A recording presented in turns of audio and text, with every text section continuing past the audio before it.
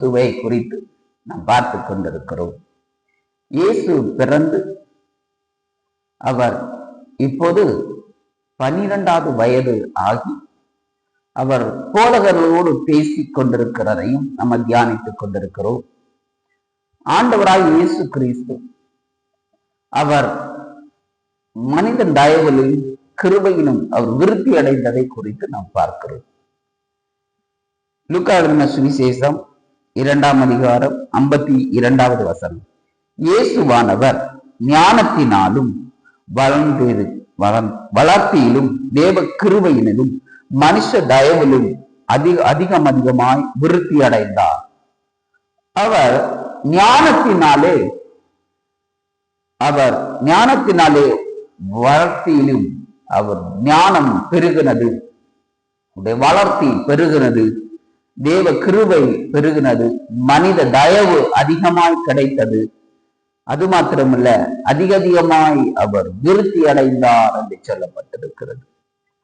நாமும் அதுபோல ஞானத்தில் பெருகும்படியாகும், அதுபோல தேவ கிருபையிலே மனுஷ தயவிலும் அதிகமாய் விருத்தி அடையும்படியாக அதிகமாய் இந்த காலகட்டத்திலே செபிக்க வேண்டிய காலமாக காணப்படுகிறது. மனித தயவு கிடைக்காமலும் தேவ கிருபை இல்லாமல் இருந்தாலும் இந்த பூமியிலே வாழ்வது மிகவும் கடினமாக இருக்கிறது. ஏனென்றால் அநேக போராட்டங்கள், பிரச்சனைகள், நிந்தனைகள், அவமானங்கள், எப்படிப்பட்ட காரியங்கள் அதிகமாய் நம்முடைய வாழ்க்கையை நெருக்கிக் கொண்டிருக்கும்.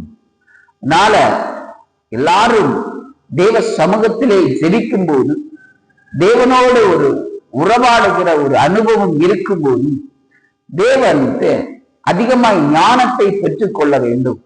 இந்த காலகட்டம் குறுகிய காலகட்டமாய் இருக்கிறது. இந்த குறுகிய காலகட்டத்திலே நம்முடைய வாழ்க்கையை சரிபடுத்தி ஞானத்தினாலும் நிரப்பப்பட வேண்டும் என்று அதிகமாய் ஜெபிக்க காலகட்டமாய் இருக்கிறது. தேவ கிருபை மனுஷ தயவெல்லாம் மனுடைய வாழ்க்கையில் கிடைக்க வேண்டுமானால் அதிகமாய் ஆண்டவருடைய சமூகத்தில ஜெபம் பண்ணி இந்த கிறிஸ்துமஸ் நாட்களிலே தேவன் நம்மளை ஞானத்தினாலும் நிரப்பி தேவ கிருபையினாலும் நிரப்பி, அது மாத்திரமல்ல மனுஷ தயவினாலும் கர்த்தன் நமக்கு கொடுத்தால் மாத்திரம்தான் தேவன் நம்மளை ஆசீர்வாதமாய் வைப்பார். அதுதான் நம்ம பெற்றுக்கொள்ள வேண்டிய காலகட்டமாய் இருக்கிறது. அதை புரிந்து நீங்கள் செயல்பட்டீங்களானால் நிச்சயமாகவே இந்த கிறிஸ்துமஸ் நாட்களிலே தேவன் நம்மளை முற்றிலுமான ஒரு ஆசீர்வாதத்தை நமக்கு கொடுப்பார்.